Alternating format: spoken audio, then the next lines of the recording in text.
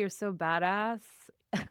No, that relates to my Go question. ahead. That's all I wanted to say. I guess this question is for it's for Penny, but maybe also for Suzie. Like this is very badass, and not everybody is badass. But they may really, really want to do something for animals. And so, how do you deal with people's fears? I mean, some people Mhm.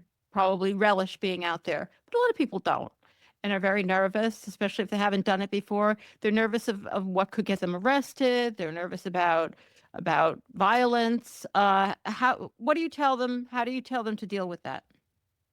It's a great question, and I think it's a very important one. The first thing I'd say is that there are many different roles at a protest. You don't always have to be the one screaming and in front and, looking nuts. We have a lot of people who that's really not like their forte. So maybe they stand on the outskirts.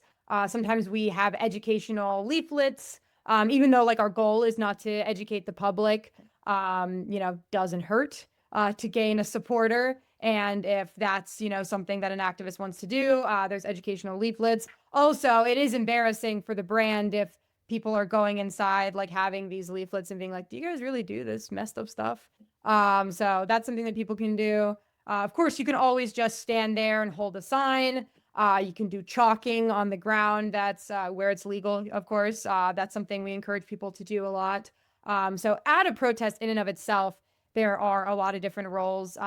But of course, for all these campaigns, there's always digital actions you can do, targeting these companies through like commenting or emails. Sometimes with these campaigns, there are maybe legislative components that you can do. There's certainly legislative efforts that you can do to kind of support these existing campaigns, like legislative efforts against fur or against like foie gras or caged hens like more broadly.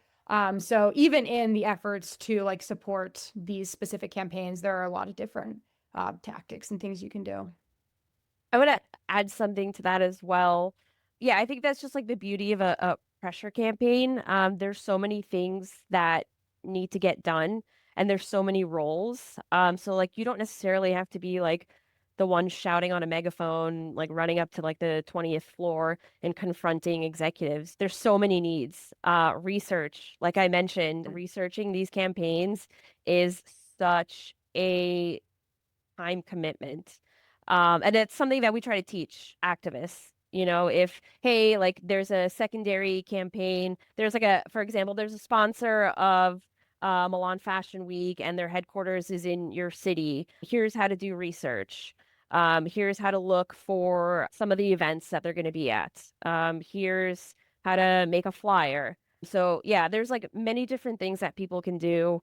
And I think that's just like I said, the beauty of a pressure campaign. Video editing, for instance, is another thing that we constantly need.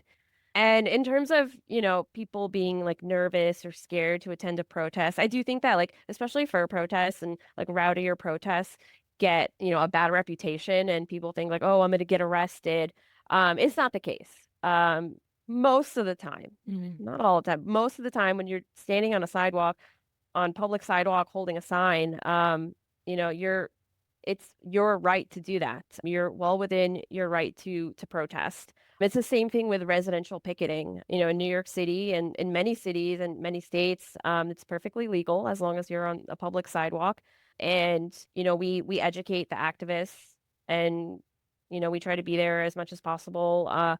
We also have Know Your Rights trainings. AALDP actually just offered that to us, which was really important. Yeah, and just to that's the Animal Activism Legal Defense Project, Yes, right? Yes, yes, doing great work. they're Yeah.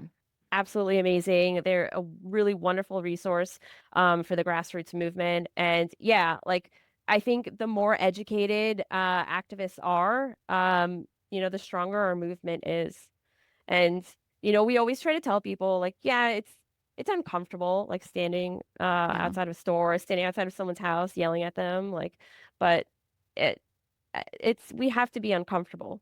We have to be okay with being uncomfortable because what's happening to these animals is some of the worst things I've ever seen. Like, look at footage from a fur farm, look at footage from a foie gras farm, look at footage of hens in these cages. These animals experience way more discomfort. We can give up an hour a week and stand outside and yell a little bit. I totally agree. Except the one thing I don't necessarily agree with is that I'm not sure it's that hard to be out there. It's hard to get yourself out there, but once I think people are out there frequently, the adrenaline can really make it not exactly fun, but but empowering Yes. in a good way. Yeah. And I always remind people too, like, because people are worried about other people at the protest doing something illegal. I mean, you can leave if that happens. You know, you're not. Like it never, Yeah. virtually never happens. If it did, you don't have to stay there. If the cops tell you to do something that they have no right to tell you to do, you can do it anyway, and that will avoid you Well, getting arrested. that brings up the Totally. question: It's not inevitable that you're going to get arrested just Do- because you go to a protest. do you have a legal observer on site?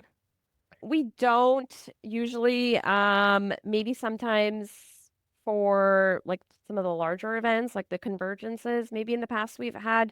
But Animal Activism Collective actually offers a really good like resource on police liaison training. That's something that we Cool. teach a lot of the activists to do. So Mhm. at every protest, at every event, even the local groups, there should be at least one police liaison. So that's the only person who speaks with law enforcement. They communicate, whatever they're telling to the activists, make sure everyone is safe.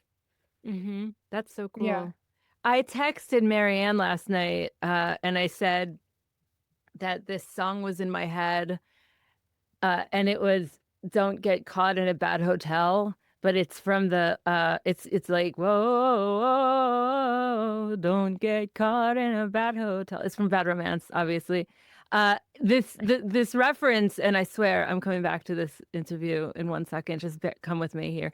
This reference is from a protest that happened probably in 2009-ish at a hotel in San Francisco that had bad labor practices. It was very exploitative of its workers, and so there was this coalition. And it's when that it's when flash mobs were really a yeah, thing. yeah. There was like, I mean, flash mobs are still a thing, but they really had a moment Oh, at yeah, that time, yeah. and it was just like someone checking into the hotel. There's a video of this. There was someone checking into the hotel and saying like, what? You do what to your workers? This is a bad hotel. And then just one person started singing that song, and then someone else joined, and suddenly all of these musicians come into the lobby of this hotel and start playing. Like there was tubas and I mean, it was just the most amazing thing, and it worked. Like the protest worked for all of these hotels in downtown. Because the video went Right. viral. And so now it's like, I don't know, 17 years later, 18 years later, and I still think about it. And I text Marianne that I can't hear that song with the right lyrics. I can only hear it with the Bad Hotel lyrics. So it makes me think of theater as an element of protest. Do you think of street activism as a form of street theater? And are there lessons to be learned from theater, Penny? Oh, totally. I was a big theater kid when I was younger, and I totally feel like a lot of what I'm doing at a protest is like a big act. I mean, not only because if you're taking a video, like you want the video to look engaging, there's a lot of things we do, like teach people to, if someone's giving a speak out, to crowd around them. And then, the speak out itself is, sometimes really theatrical because it's meant to engage. But yeah, I think there's a lot of elements. I hear a lot of people talk about the anger, that they're like showing. I think when you do this type of work, like multiple times a week or even like every week, you can just get a little bit apathetic maybe, or it's hard to like garner yourself to get out there and have the same like passion